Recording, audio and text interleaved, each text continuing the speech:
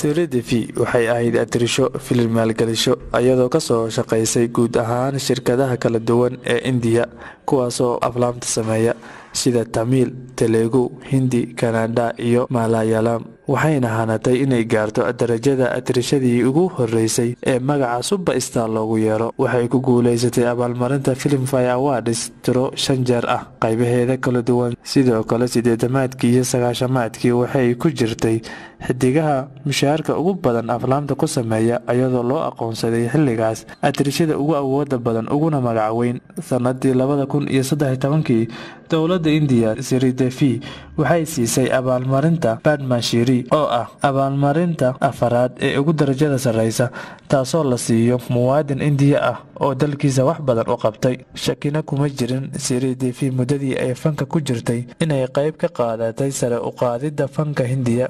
Siri Devi waxay guursatay qarash gareey Boney Kapoor oo ay u dhashay 2 gabdhood Janvi iyo Khushi. Siri Devi ayaa xalay fiidkii dhexe wadna xanuun u geeriyootay xilli ay ku sugnayd Dubai iyadoo laga wada nahay dhimashadeeda.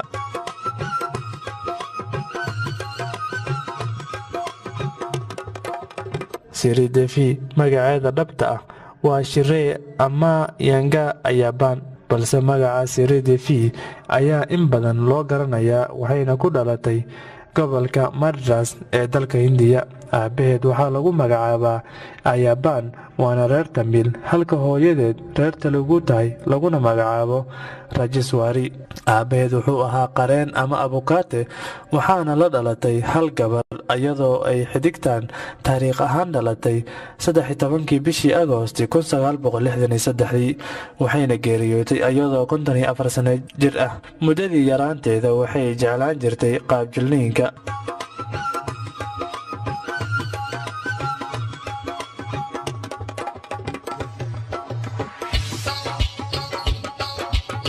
Siri Devi waxay nasiib u yeelatay in ay fanka soo gasho iyadoo aad u yar misane 4 sano jir ah.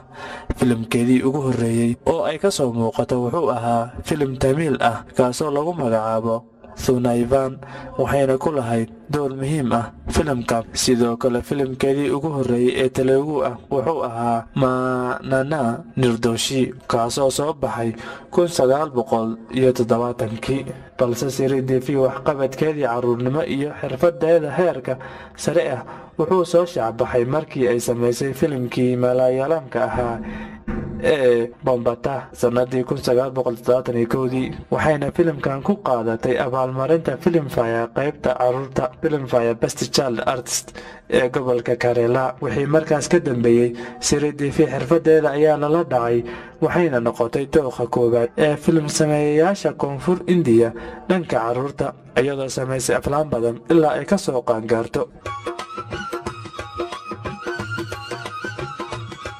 maadaama ay aflaam dowrar iska caadi ah filimada ku jishay Siri Devi markan waxay bilowday inay atirisho buuxda ka noqoto aflaamta waxayna sameysay sanadkii 1976 filimkii ugu horeeyay ee ay atirisho buuxda ka noqoto kaasoo ahaa filim Koonfur Hindiya ah.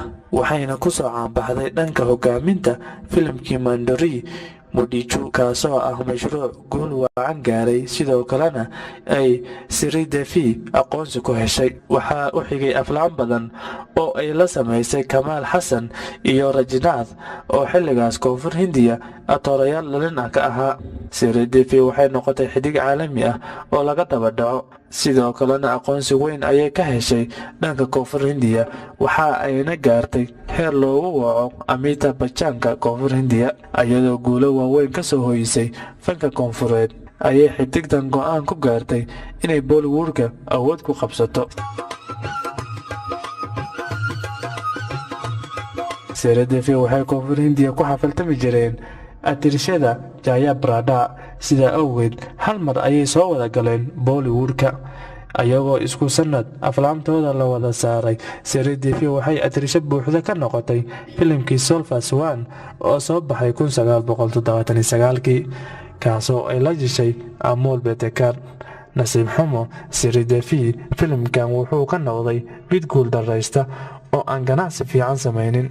Sidoo kale aqoonsigii ay Bollywoodka ka rabtay kuma aysan helin, halka Jaya Prada filimkeedii koowaad ee isla sanadkaas soo baxay oo ahaa filimkii Sargam ee ay Rishi Kapoor la samaysay wuxuu noqday hit weyn. Siri Devi ayaa dadaalkeeda bartii ka sii waday, waxayna 4 sano kadib la timid filimkii Hamatwala ee la daawaday sanadii 1983, waxaana filimkan atoore ka ahaa Jitendra. Innaba caadi ma aha bandhigga taariikhiga ah ee Siri Devi filimkan ku muujisay, wuxuuna noqday mid ka mid ah hitiska ugu weyn ee sanadkaas la sameeyay iyo mid ka mid ah aflaamta lacagaha ugu badan soo xareeyay sanadkaas. Siri Devi aqoonsigii ay Bollywoodka ka rabtay si fudud ayay filimkan ugu heshay, iyadoo noqotay atrisho laga daba dhaco, waxaana u xigeen aflaam badan oo ay wada saxiixdeen iyada iyo Jitendra guulo wacanna u gaareen. Intii u dhaxaysay 1983 ilaa iyo 1988, Siri Devi iyo Jitendra waxay wada sameeyeen 16 filin. Maadaama ay Siri abaal weyn u hayso Jitendra oo soo caanbixiyay xidig weyna ka dhigay, iyagoo xilligaas lagu xamin jiray xidigtan inuu xiriir jacayl kala dhaxeeyo, waxaana xusid mudan in 13 filim oo ka mid ah ay guuleysteen 16kii filim ee la sameysay Jitendra, halka 3 filim oo kaliya ka guuldareysteen. Sanadii 1984, Siri Devi waxay ka mid noqotay atrishooyinka ugu awooda badan Bollywoodka, hadafkeediina way gaartay maadaama filimkeedii Tohfa ee ay Jitendra la waday uu noqday filimka lacagaha ugu badan sanadkaas keeno, iyadoo Siri Devi big star noqotay. Intaa kadib waxaa xidigtan u xigeen oo ay atrisho ka noqotay aflaam taariikhi ah oo classic noqdeen sida Jalbaz, Aakhire Rasta, Mr. India, Chandni, Ladla, Judai iyo kuwo kaloo badan. Siri Devi waxay gaartay heer la dhaho Amitabh Bachchanka dumarka ah, maadaama xilligaas Amitabh Bachchan uu ahaa boqorka Hindiya oo dhan, waxayna awood buuxda kula wareegtay fanka Hindiya, waxayna bilowday inay aflaamta ku sameyso lacago waanli ah, xitaa atoorayaasha qaarkood ayay mushaar ahaan ka sarreysay. Sanadkii 1992, Siri Devi waxay iska diiday filimkii blockbuster weynka noqday ee Beta oo ay wada jileen Anil Kapoor iyo Madhuri Dixit, iyadoo sheegtay in Anil Kapoor uu ka badbatay siday filim ula sameynaysay, walow markii dambe ay la shaqaysay, balse Siri Devi xilligaas awoodeeda fanka ayay gacanta ka saartay Madhuri Dixit maadaama filimkaas blockbuster weyn noqday. Siri Devi waxaa lagu xantay inuu xiriir jacayl kala dhaxeeyay atooraha Jitendra. Sidoo kale waxaa la sheegay in Mithun Chakraborty ay si waali ah u jeclayd, sidoo kalena guur qarsoodi ah ay wadaageen dhammaadkii 80-aadkii. Intaasoo dhanna waxaa weeye xanta miidiyaha. Ugu dambeyntii sanadkii 1997 waxay guursatay kharash gareeye Boney Kapoor, waxayna u dhashay 2 gabdhood oo kale ah Janvi Kapoor iyo Khushi Kapoor.